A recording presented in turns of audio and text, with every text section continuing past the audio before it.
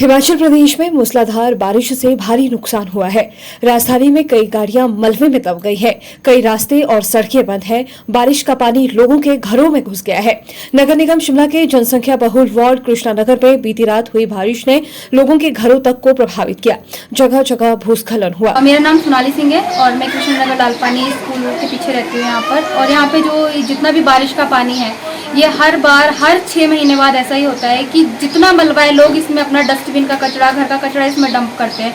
जब कचरा डंप होकर नाला ब्लॉक हो जाता है, नाला ब्लॉक होते ही क्या करता है वो पानी जंप करके हम लोग के घरों में आता है। और जब वहाँ से नाले पे जंप करेगा अगले नाले का जो पॉइंट है वो भी क्लोज हो जाता है, वो भी बंद होकर उन लोगों के घर में पानी बढ़ता है। और हर साल इतना नुकसान होता है। आज तो मेरा पूरा घर ही बह गया।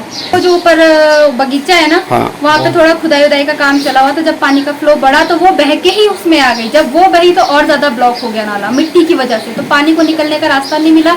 वो इस तरफ बढ़ा और जब इस तरफ बढ़ के वो सीधा हमारे घर में घुस गया। ये बगीचा पता नहीं किसी अंकल का है, सरदार जी हैं कोई ना, उनका है। मेरी प्रशासन से यही मांग है कि ये जो नाला है इसको पहली बात तो इसमें कूड़ा डंप करना बंद कराया जाए। दूसरे तो इसको कंस्ट्रक्शन दी जाए, इसमें जितने भी सीवरेज के पाइप हैं चाहे उनको अलग से निकालें या उसका कुछ और निकास निकालें, लेकिन जो ये नाला ये बिल्कुल साफ होना चाहिए, इसमें कोई कूड़ा ना फेंके। मेन बात ये है जितना भी घर बनने का मलबा होता है वो भी लोग मिट्टी से लेकर घर की टूटी दीवारें तक इसमें डंप करते हैं। तो उस वजह से नाला तो ब्लॉक होगा, जब उसे रास्ता नहीं मिलेगा पानी को वो ऊपर भागेगा। मेन प्रॉब्लम ये है यहाँ।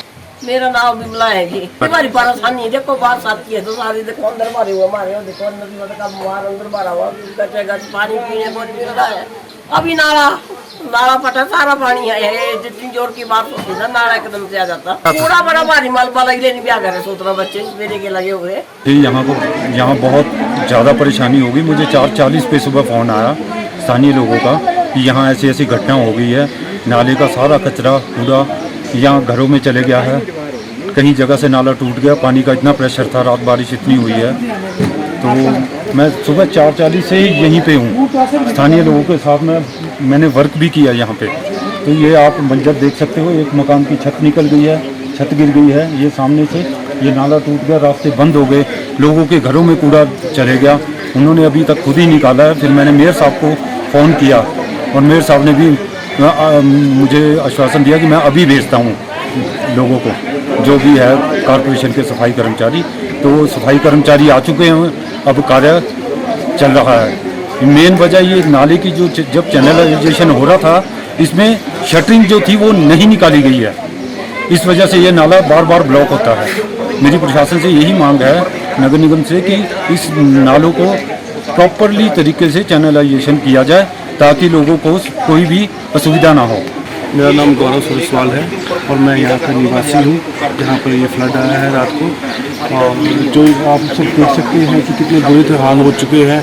और प्रशासन समय से अगर ये चीज़ कर दे, अगर इन नालों को ठीक कर दे और इनमें सफाई करवाए तो फिर ऐसी जो घटना है, दुर्घटना कभी नहीं होगी।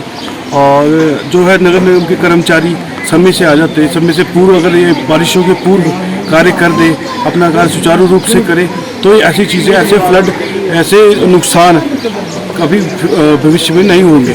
सुबह 4:30 बजे ये फ्लड आया था और तब से लेकर अभी तक प्रशासन का कोई भी अधिकारी यहाँ पर नहीं पहुँचा है। प्रशासन ने अपने कोई भी किसी भी व्यक्ति को यहाँ पर नहीं पहुँचाया है जो कि जिम्मेदारी ले सके। कोई जिम्मेदार इंसान प्रशासन का यहाँ पर नहीं आया है। क्या कृष्णानगर में लोग नहीं बसते? क्या कृष्णानगर में आवाम नहीं रहता? क्या कृष्णानगर में शिमला का वोटर नहीं रहता? सिर्फ कृष्णानगर को वोट बैंक की राजनीति ना बनाया जाए। कृष्णानगर में सबसे ज़्यादा नाले हैं और सबसे ज़्यादा चलने वाले नाले यहाँ पर हैं। तो यहाँ पर कोई काम नहीं होता है।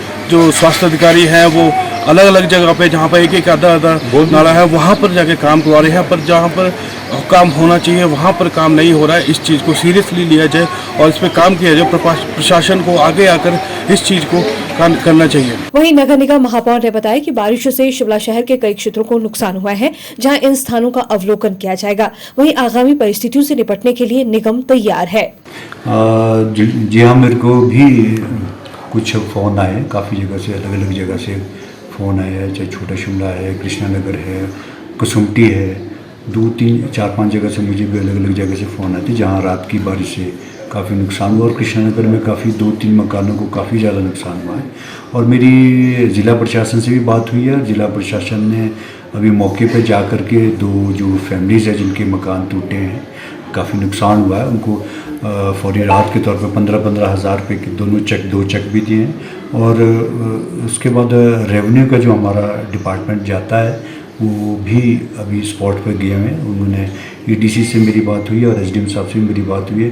2 चेक उन्होंने 15-15 हज़ार के 2 फैमिलीज़ को दे दिए हैं। और उसके अलावा पटवारी को भी हमने रेवेन्यू के हिसाब से जो नुकसान हुआ है उसकी पेमेंट करने के लिए भी भेजा।